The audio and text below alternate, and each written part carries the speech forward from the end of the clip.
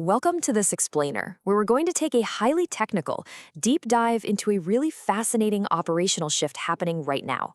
We're looking at exactly how Ontario is securing its industrial leadership in the global circular bioeconomy by transforming completely chaotic, unregulated construction waste into high-purity biocarbon.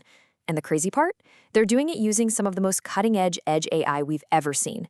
If you've been following the tightening web of North American trade compliance, you already know the stakes are astronomical right now. So today, we're going to unpack the exact hardware, the AI compute architecture, and the regulatory frameworks, specifically focusing on the 905 wood digital refinery workflow. This system acts as the absolute critical connective tissue between what is essentially garbage and massive industrial value. It's an incredible story of technology solving a real-world logistics nightmare, so let's get right into it. Here's a quick chronological roadmap for our journey today. We'll start with the legacy crisis and landfill depletion, move into the massive 2026 USMCA trade ultimatum, then really break down the 905 wood Sentient Bridge and Edge AI compliance, before wrapping up with biocarbon dividends and securing industrial leadership. Section 1, Legacy Crisis and Landfill Depletion. The absolute collapse of the old dump and forget model. To really understand the tech, we first have to establish our historical baseline, because decades of critical data gaps have essentially pushed Ontario right to the brink of a massive logistics crisis. I mean, think about it. You absolutely cannot fix a supply chain if you have no idea what's actually inside it, right? Foundational regulatory gaps dating all the way back to 1994. Specifically, Ontario Regulations 102/94 and 103/94 required these waste audits for large projects, but they critically lacked actual diversion mandates. They said, tell us what you have, but not what you must do with it. Fast forward to 2021, and the Auditor General drops an absolute bombshell report highlighting just massive data gaps in industrial, commercial, and institutional waste. The province basically didn't know exactly what it was wasting or its true material composition. And these compounded, decades-long failures lead to a really dire reality. Ontario is estimated to be completely out of landfill space by 2034. That is literally less than a decade away. Now, you just have to consider the sheer physical scale of this chaos. Every single year, the province sends about 1 million tons of construction, renovation, and demolition waste straight to landfills. But going back to that 2021 Auditor General report, Ontario relies on wildly inconsistent data to actually track any of it. So we have this massive, towering volume of concrete, aggregates, drywall, and critically for our discussion today, wood, just sitting in unregulated limbo. Traditionally, this material was always destined to simply be buried or shipped across the border in what the industry calls a dump and forget model. So the operational chasm we're dealing with is massive. On one hand, you've got this chaotic, untracked construction waste carrying incredibly high liability. And on the other hand, you have the highly lucrative, high-purity biocarbon market. The harsh reality is this. We absolutely cannot participate safely in the global circular bioeconomy when we are trying to feed a highly precise, highly data-hungry market with completely unregulated, unverified waste. It's like trying to run a high-performance sports car on crude oil straight from the ground. It just doesn't work without a refining process in the middle. Section 2, the 2026 USMCA Trade Ultimatum. Let's look at the geopolitical catalyst forcing a change. Moving chronologically from that domestic crisis, we collide head-on with a massive macroeconomic threat. Based on intelligence from a Marubeni Corporation report, the mandatory July 1, 2026 USMCA Joint Review introduces an absolute trade ultimatum. The U.S. Trade Representative is demanding far stricter rules of origin, enhanced institutional coordination for economic security, and truly airtight supply chain traceability. The days where you could just push a truck full of untracked, undocumented materials across the Michigan border and assume it's compliant, those days are over. The consequences here are severe.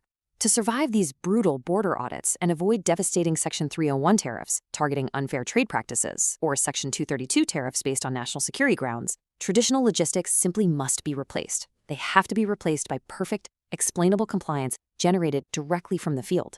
If you cannot mathematically and cryptographically prove exactly where a piece of scrap wood came from and what it is, you literally cannot trade it across the border without taking on immense financial risk. The traditional cross-border dump and forget era is officially dead, and the immediate need for verifiable field-level data is paramount. Section 3, 905 wood, the Sentient Bridge. How we engineer the antidote to all this chaos. This brings us to the technological climax of our progression, the exact tech stack that makes field compliance possible. And this is truly fascinating. By operationalizing the Google Turbo Quant Pixel 10 Pro hardware core, which is incredibly powerful, driven by the Tensor G5 chip, and operating on the highly secure Android 16 OS, the entire game changes. When you combine that hardware with the ultra-efficient Light RT AI stack features, the 905 Wood digital refinery workflow essentially becomes the ultimate sentient bridge. This isn't just basic software. This is heavy-duty edge compute hardware processing immense visual and regulatory data right there on the job site. It completely eliminates the need to send heavy data back to a centralized cloud, which is an absolute game changer for remote or disconnected work environments. Let's meticulously unpack the operationalized AI models running on this architecture, because we're talking about compressing massive frontier intelligence directly for field use. You have Gemini 3.5 Pro and Gemini 3.1 Pro handling the incredibly dense environmental regulatory reasoning. Then you've got Gemini 3 Flash in there, parsing the field data at absolute high speed. For the really strict cross-border USMCA trade compliance verification, the system relies on Claude Opus 4.8 and Claude Opus 4.6. You wrap all of that complex logic up in Claude Sonnet 4.6 for seamless UI/UX workflow optimization, and you anchor it with GPT SCS 120B for robust backend data synthesis. All of these interlocking AI models guarantee absolute compliance without relying on a shred of cloud latency. It is an engineering marvel. Section 4, Edge AI Compliance and Workflow. Let's look at operationalizing the digital refinery step by step. So what does this actually look like in the hands of an operator? The Digital Refinery Application Workflow UI/UX seamlessly guides the user through a strictly enforced pathway. Step 1. The operator points that Pixel 10 Pro camera at the pile of material, and the Edge AI conducts an immediate visual analysis. Step 2. The onboard Light RT AI instantly verifies the material against OREG 347, which is Ontario's General Waste Management Regulation. Step 3. Once verified, the application instantly generates a request for quote, or RFQ, based on real-time, verifiable market data. And finally, Step 4. The system creates an immutable certificate of origin right there on the job site. Through its advanced output PDF documentation features, it creates perfect, explainable, and fully audible compliance generated instantly before a single truck even moves. Now, the physical result of that entire digital verification process is completely transformational because the exact origin of this specific wood waste, whether we're talking about clean lumber or engineered wood, is cryptographically verified by the Sentient Bridge. Its identity is permanently locked in. It is legally and chemically ready to be transformed into high-value industrial inputs. We have successfully bridged the gap. It is no longer untracked trash. It is a highly tracked, verified resource with the exact output PDF documentation backing up every single regulatory claim. And this verified material directly feeds some incredibly advanced facilities. Take Char Technologies, for example, at their Thorold, Ontario Renewable Energy Facility. Their CEO, Andrew White, noted that proper investment positions them to actually export Ontario-made biocarbon globally. Their proprietary high-temperature pyrolysis technology takes this exact unmerchantable but verified wood waste and processes it to create a true drop-in replacement for fossil carbon, specifically pulverized coal, used in heavy steelmaking. Section 5. Biocarbon and carbon dividends. Let's connect all this incredible tech to the actual money. Let's talk numbers. $2.25 million. That is the exact, non-repayable grant awarded by the Ontario government through their Forest Biomass Program to accelerate the commercialization of biocarbon pellets at that Chartec Thorold facility. What this proves is the immense tangible provincial backing for this specific circular supply chain. The government is actively funding the physical capacity to process the exact verified material that the 905 Wood network is securing in the field. But the financial incentives get even better at the ground level. By utilizing the 905 Wood decoupled billing model, businesses completely avoid the $60 per ton Circular Innovation and Recycling Contribution Incentive Levy, commonly known as the Circle Levy. You see, traditional billing bundles logistics and disposal together, but decoupled billing isolates the logistics cost from that penalty levy. So if you separate your wood waste using this highly verifiable AI workflow, you do not pay that $60 penalty. It creates a massive, totally transparent financial incentive for material recovery over traditional landfilling. And honestly, here is the real kicker of this whole operation.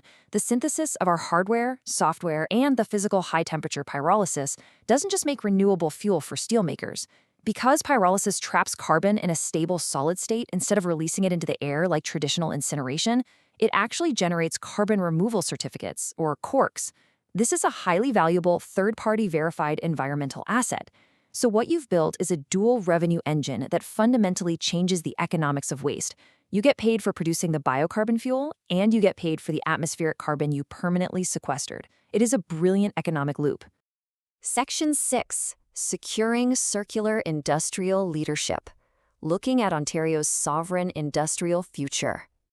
When you look at the raw data, the mathematics of circularity are just crystal clear here.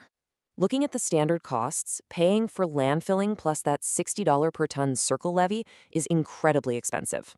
Now compare that to the biocarbon processing costs via the verified 905 wood network, which run about $50 a ton.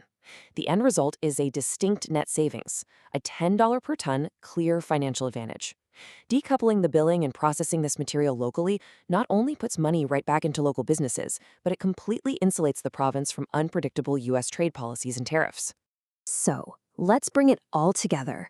By operationalizing the Google TurboQuant Pixel 10 Pro with Android 16 and using those ultra-efficient Light-T RT AI stack features to power the 905 wood digital refinery, Ontario is fundamentally changing the game. We are no longer just burying trash and depleting landfills. We are harvesting carbon.